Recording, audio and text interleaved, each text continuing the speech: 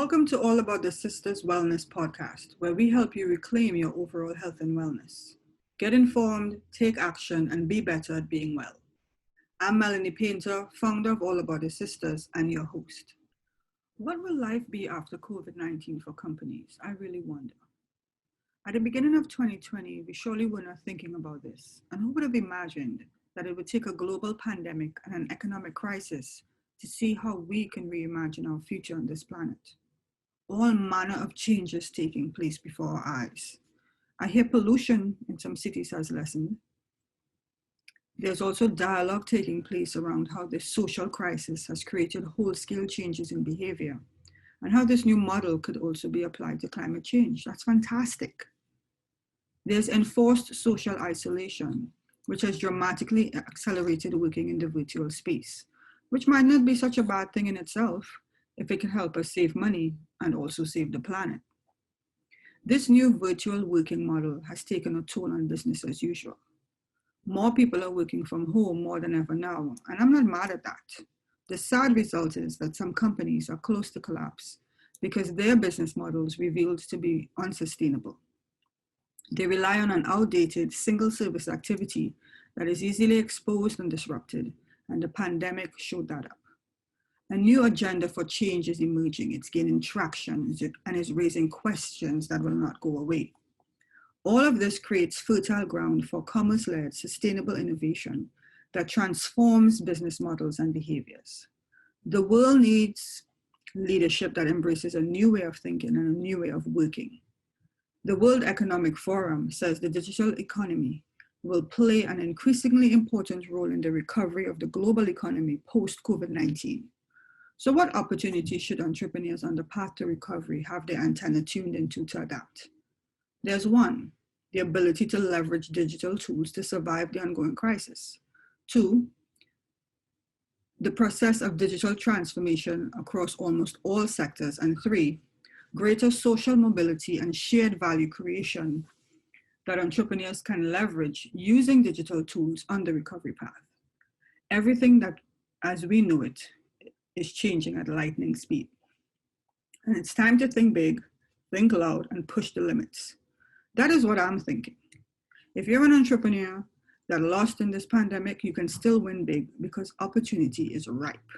Bringing it close to home, navigating this entrepreneurial life for the past 7 years has been both daunting and rewarding.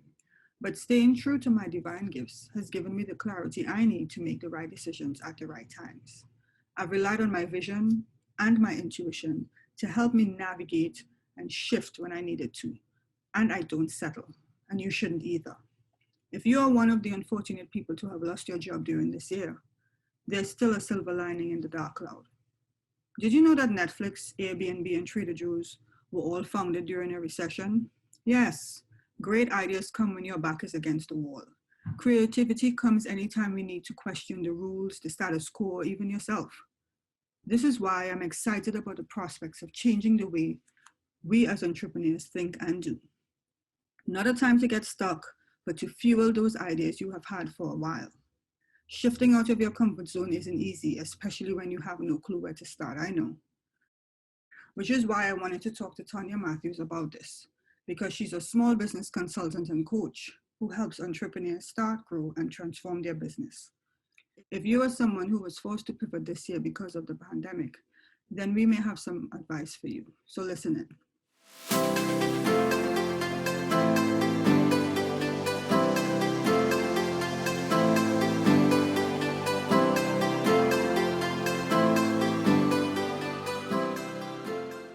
Our guest today is Tonnia Matthews.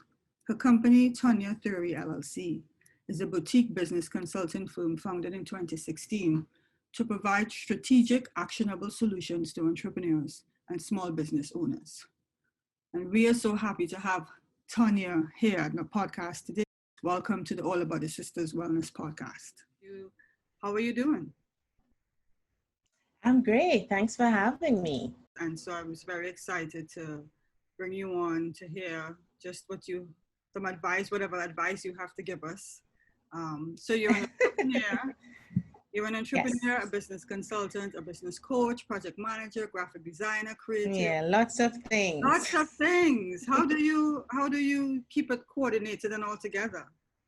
I mean, it's just second nature for the most part. Like, they're all things that I thoroughly enjoy and I love and I have a passion for. So it's easy to keep those balls in the air versus, something that I abhor, don't like at all. So Well, we admire that. We admire that. Curious to know why you started on the entrepreneurial journey. What led you there?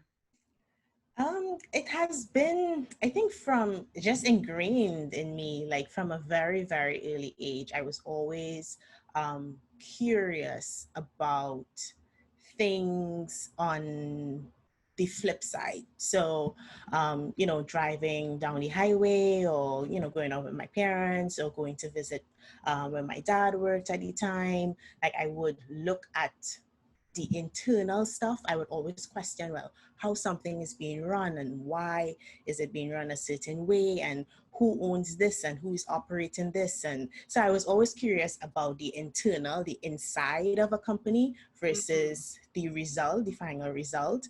And the more I probed, I realized that, there's certain structures in place, there's a manner and a way of doing things.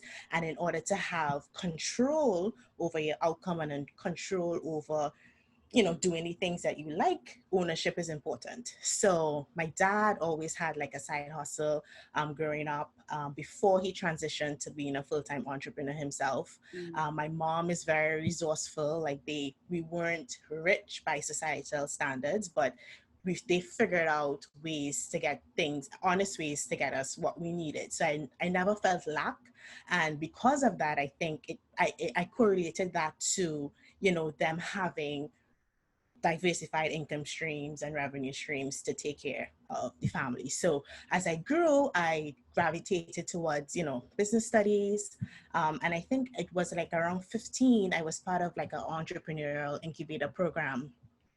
And they asked for us to write a speech for our 70th birthday. And a lot of my peers in my peer group at the time, they, kicked a fuss against it. They thought it was, like you're writing your obituary or like it was, they took it as something morbid. But for me, I was excited because I'm like, this is a great opportunity to reflect forward and backwards at the same time. And I remember like I had the notepad with me that I travel with, I carry with me like throughout all these years because within that 15-year-old speech, I wrote that I was like, the CEO of this global conglomerate. And then, at 50, I passed it on to my two kids, et cetera, et cetera. So it's something that I always had a desire and drive towards. I love it. I love it. You sound Caribbean. I am. Proud Trini. I can tell. You have that. One thing they bestowed on us Trinis is, or Caribbean people at large, is ambition. We have ambition beyond measure, which is a good thing. Comes in very Exactly. handy in a place like Yep. United States. So, what is the theory Yes. behind Tonnia's theory, and how do you assist business owners? All right, so Tonya's theory is a hodgepodge of different things. It's a combination of my experiences, the things that I've learned as a small business owner, as an entrepreneur myself, um, owning, operating, starting businesses. Like I intimately understand the highs and the lows. I know the dance of entrepreneurship, of wanting to do everything yourself and knowing it's not possible. And then having corporate experience as well. As I said previously, like when I was in corporate, like I learned the business. I paid attention to operating models. I paid attention to systems. I paid attention to processes. Because you're in an environment that already has a fully well-oiled ecosystem that you're not aware of. You're just in it, so you operate. But everything has been purposely put in place, right? So I paid a lot of attention to that. And then also, I'm very solution oriented. I have like a design thinking type of flair. So a combination of muscle and flair is kind of like how Tony Theory was born. And that's how I help my my clients and my entrepreneurs, my business owners, because I understand the passion, the drive, you know, having the creativity, having the the abilities, the talent, but sometimes not understanding through truly the business part or the business aspect of running and sustaining a business. So I'm not in business for, you know, a hobby type entrepreneur who just wants to make a quick buck, or who, you know, have like a concurrent side hustle running alongside a 9 to 5 or what have you. I primarily help businesses that are in it for the long haul. So business owners that want sustainability, wants longevity, looking to build wealth, and looking to scale. Scale, important. I'm glad Yes. you mentioned that. So, because I see that you view things from a different perspective. What are you seeing Yes. right now in our current business landscape? Like, how has the pandemic affected the way we do business? Well, for one, I see a lot of opportunity. I know there's a lot of pain. There's a lot of pain, especially in communities where resources are scarce, where there weren't proper infrastructures in place, etc. So there's a lot of pain, and my heart goes out to those micro solopreneurs that are just buckling under the pressures of the pandemic. But I see it as a way for them to reinvent themselves and to come up with more innovative ways of doing things. The current landscape, as I said, is pure opportunity for me. There's a lot of things, the soil is fertile right now to truly start planting new seeds, start thinking of new ways of doing things. So I'm hopeful that it would be favorable on the other end of everything. I hope so too. I recently Yeah. read an article that suggested that we reinvent to operate with speed. Do you agree with that? Well, in what context did they use speed? Because if you can be speed to market, speed to change where you're doing things, like what? Give me a little more context. I think the article was generally in the changing atmosphere of how we do business. I'm thinking it, if I remember clearly, it was about your operation. Like you have to be able to switch. Um, Yes. So that's the advantage of an entrepreneur and small business owner. Like we don't have a lot of baggage, right? We're not top heavy in terms of expenses, overhead, boardrooms, etc. Most of the times it's you, maybe a partner, maybe a couple of employees. So entrepreneurship, I think we're at an advantage to be as lean and agile as possible. And I think that should always be the goal in this industry, in the space that we operate in. Speed, yes. I would also add speed with a sense of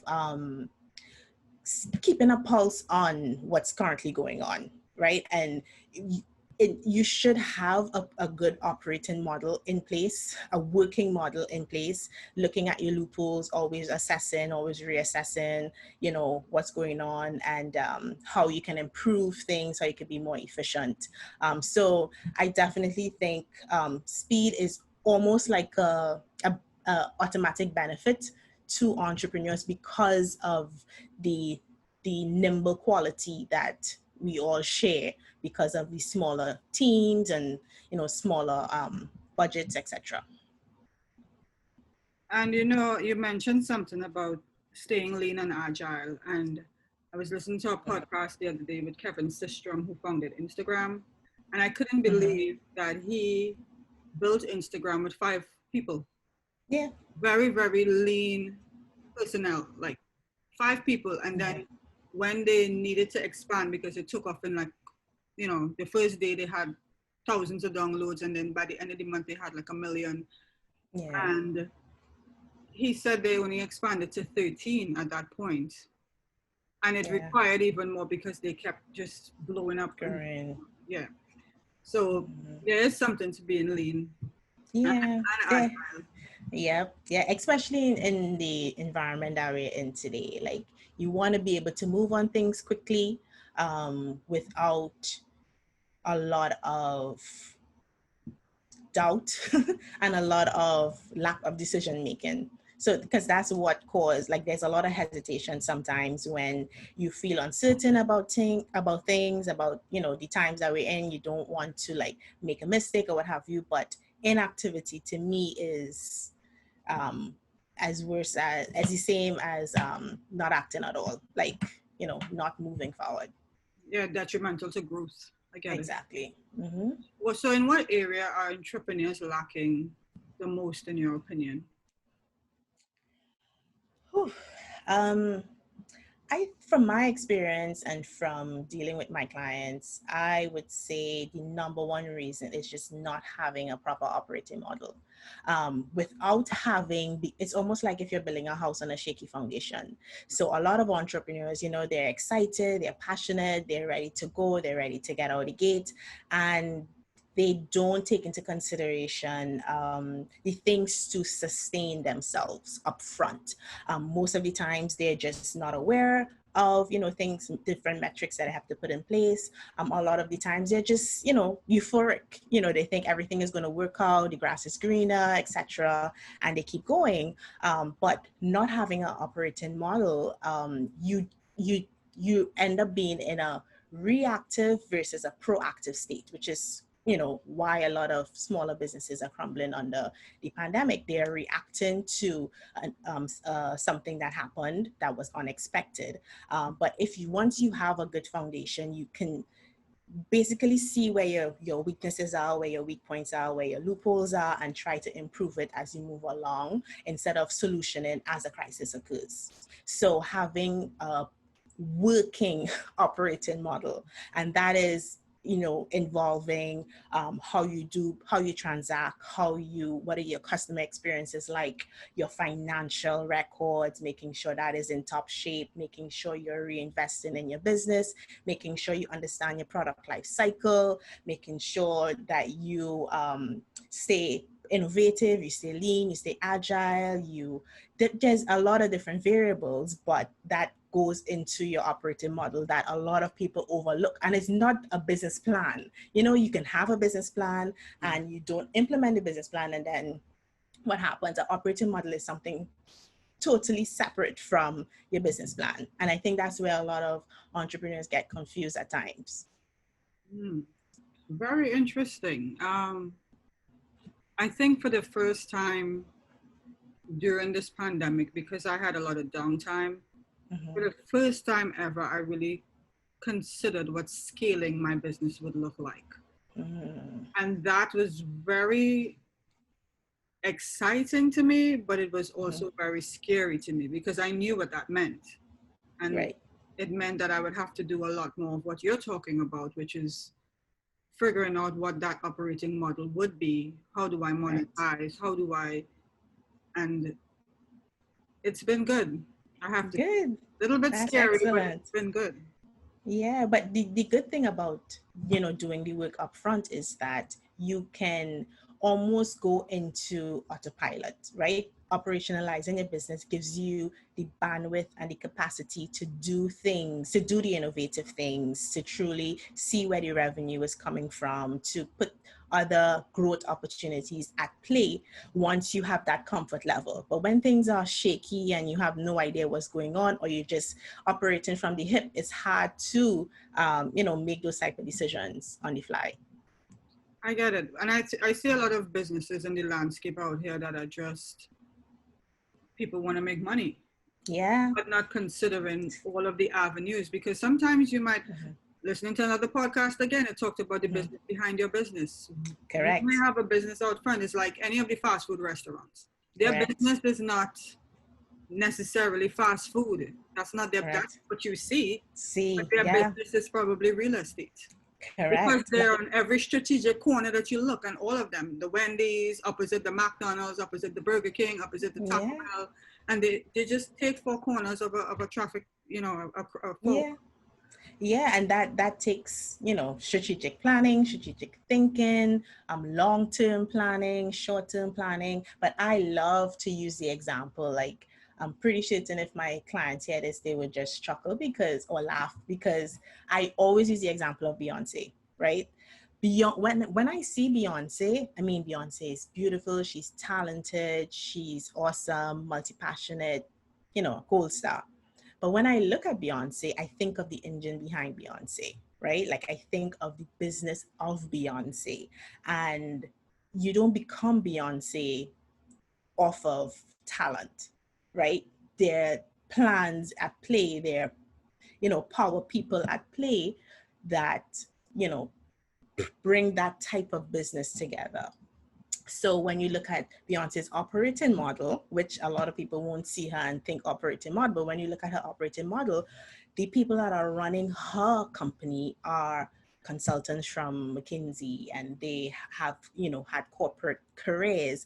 And the reason why she's smart enough to hire people that does things that she's not good at, right? She's good at performing, singing, etc. But that's another thing that entrepreneurs don't really get to until later on. You know, they think I can handle everything, I can do everything, and they don't take the time to be honest with themselves, to be like, I don't know how to do this, so let me do some reading or seek out some help or what have you. Now she's onto something pretty major, and you can tell by looking at her infrastructure and her business model, because they know what they're doing. Hence the reason why she continues to be relevant and successful and is able to sustain such a career. And there's been a lot of growth. She's the A face of the lot of business, growth. but she may not necessarily be the CEO of the business. And I think that's Right. something Well, that, she is the CEO, but she has a very powerful COO, the Chief Operating Officer, which is the one that implements and runs the operating model for got it. Beyonce. Got it. Mm-hmm. So everyone has had to adapt to many changes because of this pandemic. Have you had Right. to pivot quickly in your I business? would. I didn't have to do a total 360 pivot. I straddle both the analog and digital world. And when I say straddle, like I loved engaging with my clients in person and meeting up with them. It's something that gives me a deeper understanding of who they are and why they're in business and why they do what and what makes them tick, etc. So in those regards, like I had to make sure my first touch point in the digital space provides that same level of experience, because that's part of my customer experience, making sure that we build a level of trust, we build a level of credibility, they feel comfortable to allow me into their world so we can collaborate effectively. So I had to make sure my internal digital process was streamlined to a point where it was user-friendly, accommodative, and in a manner that they would be able to utilize and appreciate in the same way that I would engage with them in person. So I had to expand my capacity faster because of the influx of clients I got because of the pandemic, because everyone is now looking for a business consultant to help them navigate through the waters. And I'm not a one size fit all boutique firm. I'm very custom. So I meet you where you are. I solution based on your specific need. And because I do so, and I try to add as much value as I can, that takes time, right? So I had to figure out ways to divide my time more effectively by utilizing the same tools that I usually tell my clients to use when I am helping them digitally transform their business. Sounds like everybody needs you. Well, everyone needs help, and myself included. You know, everyone needs help. Everyone needs to, I usually say, if you're an entrepreneur, you don't need to have your you don't need to be paying money to each and every person, but you should have a tribe of people that you can talk to, bounce your ideas off of.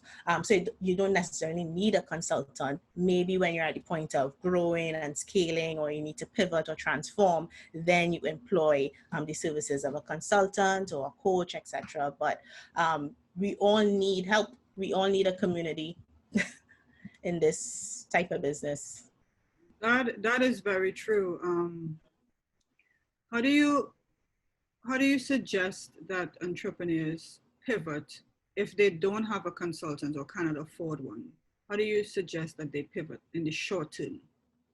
So double down on their strengths. What your strengths are. What are you doing very well now? Is it still viable? Is it still relevant? What are your opportunities? Form partnerships. If you find you're lacking in a particular area, but you believe you have a strong product, something that can take you into 2021, 2022 and beyond, find partnerships, collaborate with someone who may be doing it better or differently, or may have the manpower to help you and or assist you along the way. That's one. The second thing would be, I'm a huge proponent of reading. Like, read for your needs. So if you need to figure out anything, you find the literature. Like, everything is out there, everything is at our fingertips. It's just a matter of us, you know, accessing the information. So reading, then understanding your finances, understanding your cash flow. So that's another big item for entrepreneurs. They don't understand their cash coming in and cash going out. They just operate, right? So when you have a good understanding of your cash flow, you now can decide, okay, if I am pivoting into implementing a new product line or changing my supply chain, my supply chain broke down due to the pandemic, and I need to solicit a new manufacturer, a new supplier, what would that require, right? Would that require a higher cost of items, of costing the items, more negotiating, more contracts? What does that mean? But if I don't have an understanding of my cash coming in, cash going out, I can't make those type of decisions. So those three things, I think, are simple enough that any entrepreneur in the current environment can implement. Doubling down on your strengths, reading as much as possible to keep a pulse on what's going on in the current environment, because you don't want to make a pivot, make a change into a direction that is not making sense to you. And also understanding your financial status, because it varies for everyone. Those are three major points. Particularly number two, which I have found half of my day I spend reading and researching. And I always say in my mind, to be an entrepreneur, you have to be a researcher. You have to You have to. because the answers are really out there. I have learned so many things over the last 7 years, just driving and trying to grow and just on my own. Just sitting in my little room behind the computer and just learning. And I always say, thank God for the internet. It's a great resource. Yeah. Because I remember when I is. started on DOS. Yeah. Oh my gosh. There was yeah, no me too. research then. You had to like write code. So yeah, or let's go to the library. Right? or the Encyclopedia Britannica. Oh my gosh. Yes. Heavy books. Right. So we've come a long way. There's lots of resources out there, and definitely the marketing guys are teaching a lot of stuff. So if you really want to know anything, please just tap in. There's so much information. That's the thing. There's a lot. One of the perks, or I should say the trends that I've really benefited from because of the pandemic is the free information that's out there. There's so many free webinars and free tools and workshops and stuff that you can participate in, and most of them are pre-recorded where you can go back to a convenient time to you, but there's so much information out there. And I mean, you take what you need and you leave what you don't need, but it's a good exercise in strengthening your mental muscle and just being exposed to different thoughts and opinions and theories. So what are the different ways you work with clients right now? So primarily consultants, business consultant, small business consultant, and it depends really on your need. So I have crafted a workshop series that I've been doing for the last 2.5 years. And the reason that came about is because dealing with entrepreneurs, again, like helping them strategize or providing creative guidance, providing graphic design work. And then within a year, they would come back and say, oh, I need your help because I am not making as much money. I invested all this money up front and making everything look great and everything look pretty, but I'm not making money. And there's one particular client that really pushed me to the point where I was having I invited them for coffee, and this was way before coffee, asking someone out for coffee was seen as a bad thing. um, because, now your time is so important. Like people are like, oh, can I have coffee with you to pick your brain a bit? And they're like, maybe never. Right. But I invited this person out for coffee because she was in an entrepreneurial space. I just wanted to get some insight in terms of like what some of her challenges are, and just to learn because I'm an eternal student, right? And I remember within the first 10 minutes of meeting up with her, it went from her telling me about her challenges to me consulting. Now, at the time, I didn't know I was consulting, right? Like I was just saying, well, what do you think about this? Or you should try this, or there's this tool out there that you can implement. And because her issue at the time, she was at a stalemate. She wasn't growing. She wanted to transition into doing other things. She just didn't know how to do it. So I started, giving my 2 cents. And then the more I did it, I realized like, oh, okay, this is what I do with my clients all the time. Like, because at that point I had, my passion projects going. I had 2 businesses that I was running concurrently, but I didn't consider myself a consultant. Right. So at that point I was like, you know what, I should start paying closer attention to helping people with the process versus just giving them, tidbits here and there. So I crafted this workshop series that takes you from A to Z, like ideation to execution.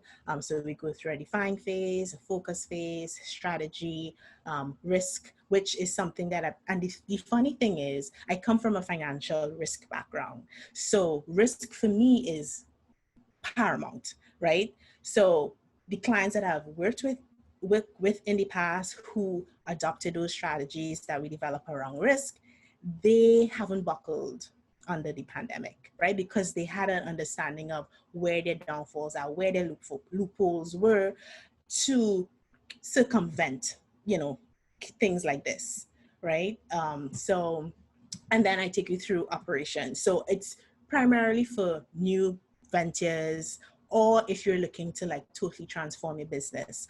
So that's one aspect of consulting I do. Then I also consult for digital transformation. Like if you're up and running your existing business already and you're looking to improve your bottom line, I come in with a fine tooth comb, look through, what your opportunities are, how you can take your business to the next level. And then I also do creative consulting, helping with, because it's something that I enjoy.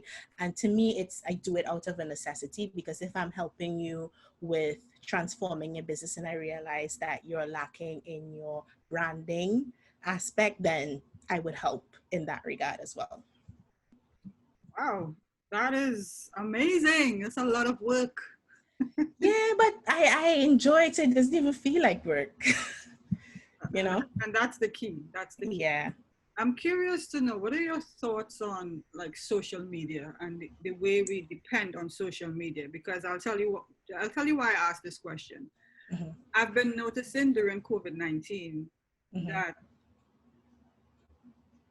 there are some people with brands that are not so well known, but they do a lot of the work on the ground. Like if Yes. you wanted somebody in any community, they will call their name. But their social media is weak for the most part. And then there are other people with brands who are like, ooh, flash, thousands of followers. And I think it gets confusing for anybody who's like coming into the game of, this entrepreneurial journey. Like, I gotta get my social media up. So that's the first thing that they focus on. And I'm like, well, I don't quite agree. Because there was a time when it was easy to grow your Instagram. It was easy. When Instagram first came out, it was very easy to grow. So some of these brands have grown in that time and everybody sees them now. But they didn't understand that the analytics, everything has changed. They changed the algorithms over time and all of this stuff. So now it's even harder for you to get your voice heard. But it doesn't mean that you're not doing work. I think that is so skewed. What are your thoughts? Yeah, correct. I'm right there with you. I am not a fan, or I shouldn't say a fan. I am not big. I don't have a huge presence on social media for many reasons. I do a lot of work. From everything that I describe, it takes time. And I don't have the capacity to play around on social media. You know what I mean? Like, I put the work in where I think is important for me. Now, social media is a great tool to garner attention, to sell your products, to build a name, a brand name for yourself. Those are all great advantages of social media. But at the end of the day, it's like, it goes back to, what is your why? Why are you doing what you're doing? So for me, social media is not where I get business, where I farm out my business, where I advertise myself. That's not my platform. I mean, it's eventually, having a digital presence is important because that's the way the world is going now. But it really depends on how your business model operates. Now, if your business model is heavily dependent on social media, then you need to have a presence on social media and you need to develop a strategy for social media. So I always tell people, I can develop a mean growth strategy, content strategy for your social medias. But to do it for myself, I don't have the time or the bandwidth to do so.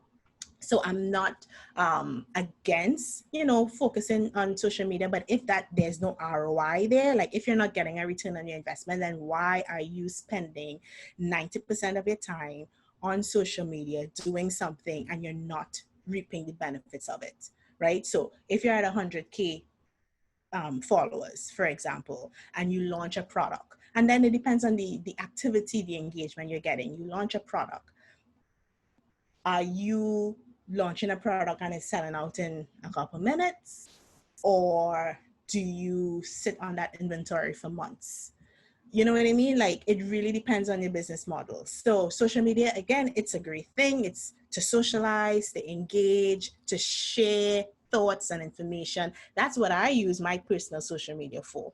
I know at the beginning of 2020, I decided to be more assertive with my digital presence because my clients are now at an intersection of the analog world, where they are serious business owners, where their business model is not dependent on social media to a large degree, and entrepreneurs who believe that they need to have a huge social component, right? So I I started noticing when I talk to clients and engage with clients, they're like, so how do we find you? And it didn't mean my website. They meant, how do I find you on the gram?